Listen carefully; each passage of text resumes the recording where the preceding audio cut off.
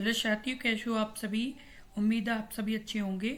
मैं हरवेंद्र एक बार फिर से आप सभी साथियों का अपने परिवार हर क्लासेस 24 में आपका स्वागत करता हूं।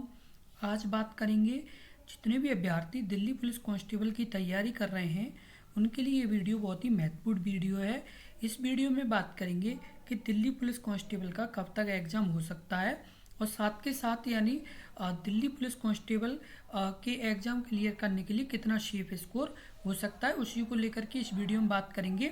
आप इस वीडियो को बहुत ही ध्यानपूर्वक से देखें और यदि आपने अभी तक अपने इस यूट्यूब चैनल को सब्सक्राइब नहीं किया है तो सब्सक्राइब जरूर कर लें, क्योंकि यदि आप अपने इस यूट्यूब चैनल को सब्सक्राइब कर लेंगे तो आपको इसी तरह की महत्वपूर्ण जानकारी मिलती रहेगी। और साथ के साथ आपको बता दें कि आपके दिल्ली पुलिस कांस्टेबल की तैयारी यानी जो एग्ज़ाम की तैयारी है वो अपने इस यूट्यूब चैनल पर कराई जा रही है, तो आप अपने इस यूट्यूब चैनल से लगातार जुड़े रहें।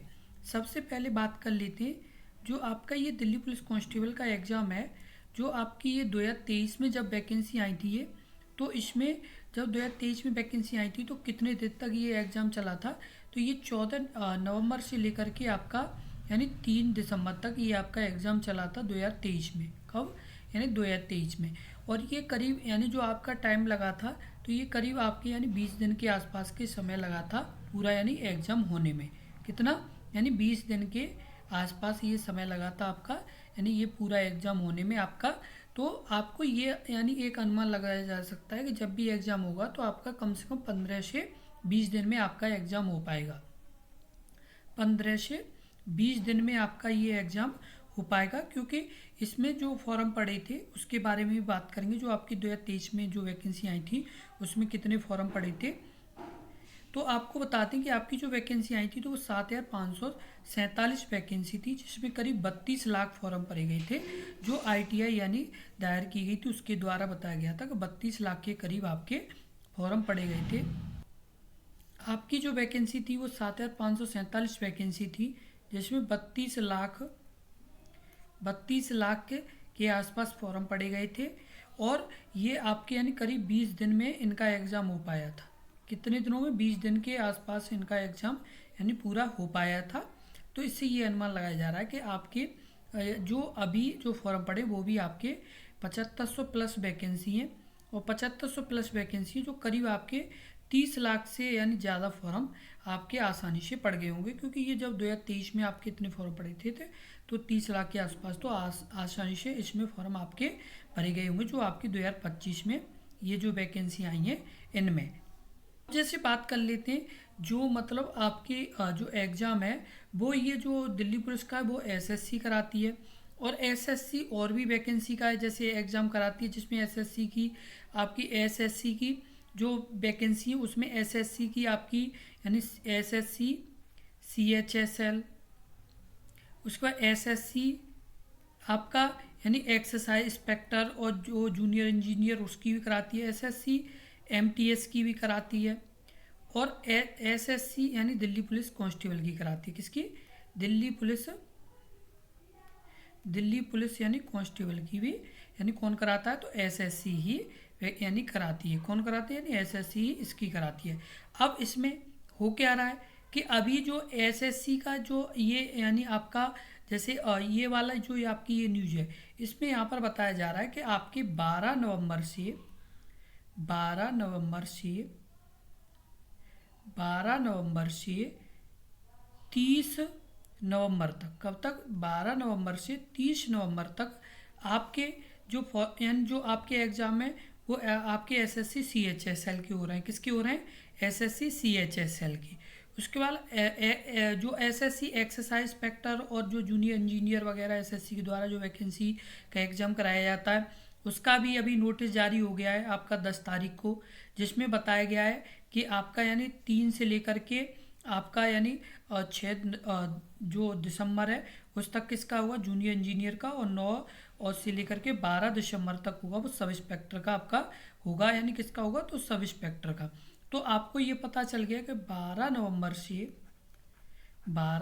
से 30 नवंबर तक तो किसका है? SSC CHSL का। किसका है? CHSL।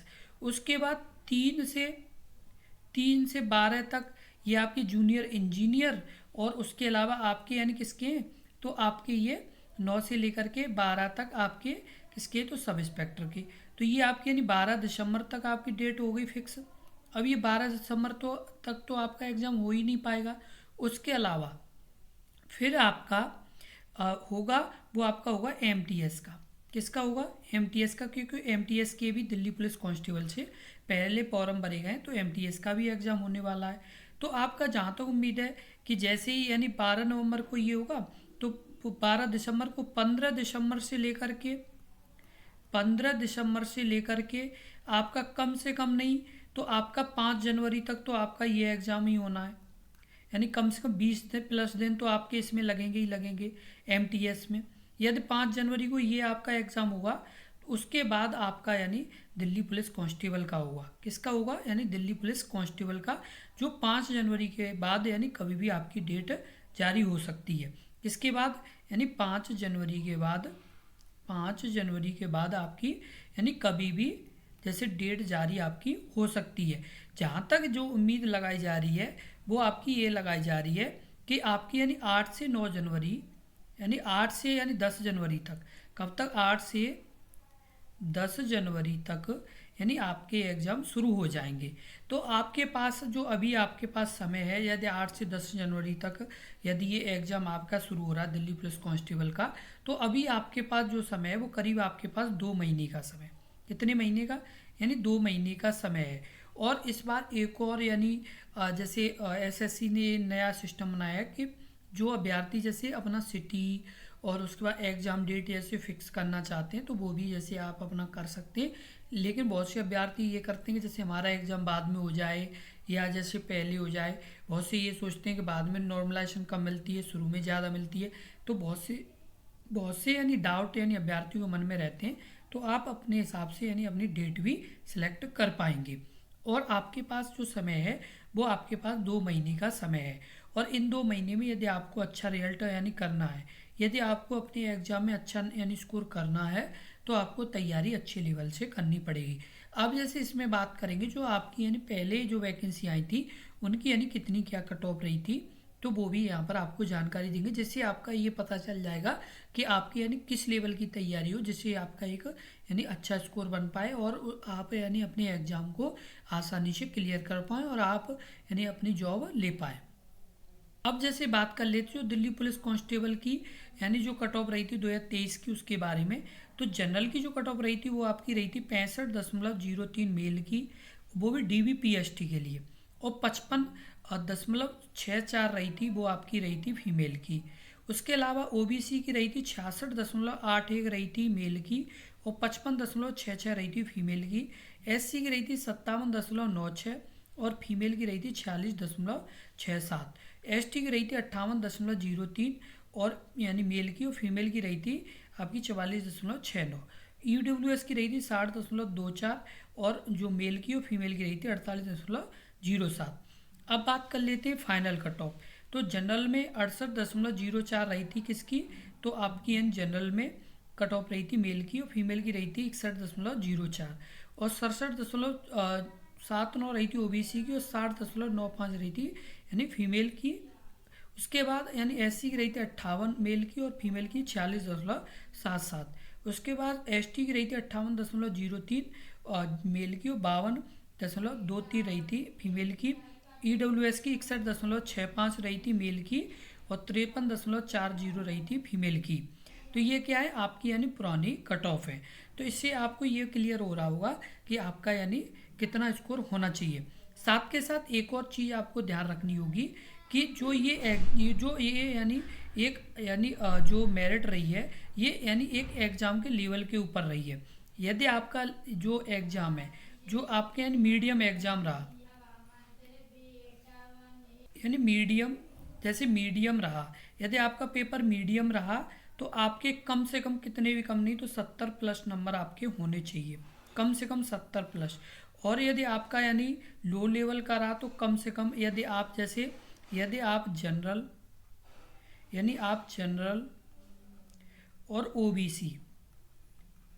ओबीसी और जनरल से यदि आप बिलोंग करते हैं और यदि आपका यानी जैसे जो मतलब मीडियम पेपर रहता है तो कम से कम 70+ नंबर होने चाहिए, और यदि लो लेवल का रहता है तो आपके यानी कम से कम आपके जो नंबर 75+ आपके होने चाहिए। और यदि थोड़ा अच्छा लेवल का पेपर आता है तो कम से कम 70 के आसपास आपके नंबर होने चाहिए। कितने? तो 70 के आसपास आपके नंबर होने चाहिए, वो भी इसके लिए ओबीसी जनरल, इनकी यानी ये इन अभ्यर्थियों के बारे में हम बात कर रहे हैं। और उसके अलावा जैसे ईडब्ल्यूएस, SC ST, तो इनका भी अच्छा स्कोर होना चाहिए जिससे आप यानी सिलेक्ट हो पाएंगे।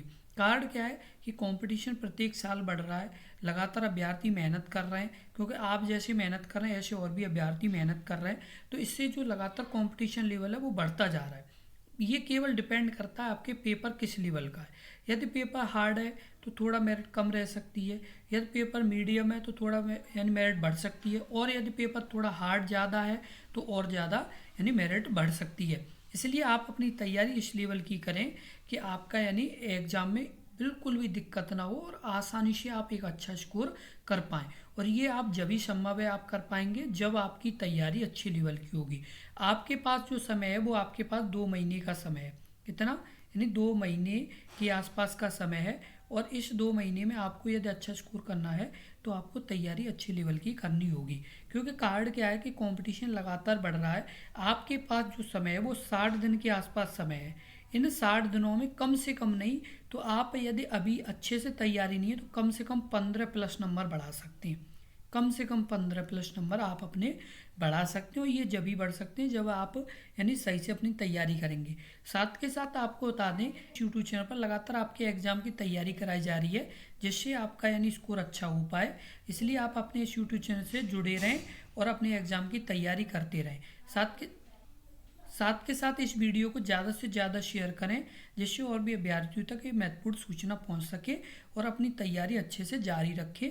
जहां तक उम्मीद है कि आपका एग्ज़ाम 8 से 10 जनवरी के आसपास यानी होने के चांस बन रहे हैं, जिस हिसाब से यानी और भी जैसे वैकेंसी जो एसएससी के एग्ज़ाम कराई यानी एसएससी एग्ज़ाम कराएगी तो उस हिसाब से 8 से 10 जनवरी 2026 में आपके ये एग्ज़ाम होने की संभावना बन रही है आपकी, यानी किसकी? दिल्ली पुलिस कांस्टेबल की। इसलिए आपके पास करीब करीब आपके पास 60 दिन के आसपास हैं और इनमें कम से कम 15+ नंबर आप बढ़ा सकते हैं। इसलिए आप अपनी तैयारी अच्छे से करें और अपना यानी स्कोर मजबूत करें जिससे आप आसानी से सिलेक्ट हो पाएँ यानी दिल्ली पुलिस कांस्टेबल। इसलिए लगातार अपनी तैयारी में यानी मजबूती लाते रहें जिससे आप यानी आसानी से यानी अपना एग्ज़ाम क्लियर कर पाएँ। इसलिए और साथ के साथ इस वीडियो को ज़्यादा से ज़्यादा शेयर करें जिससे और भी अभ्यर्थियों तक ये महत्वपूर्ण जानकारी पहुंच सके। और यदि वीडियो महत्वपूर्ण लगी हो और अच्छी लगी हो तो वीडियो को लाइक ज़रूर कर दें। धन्यवाद।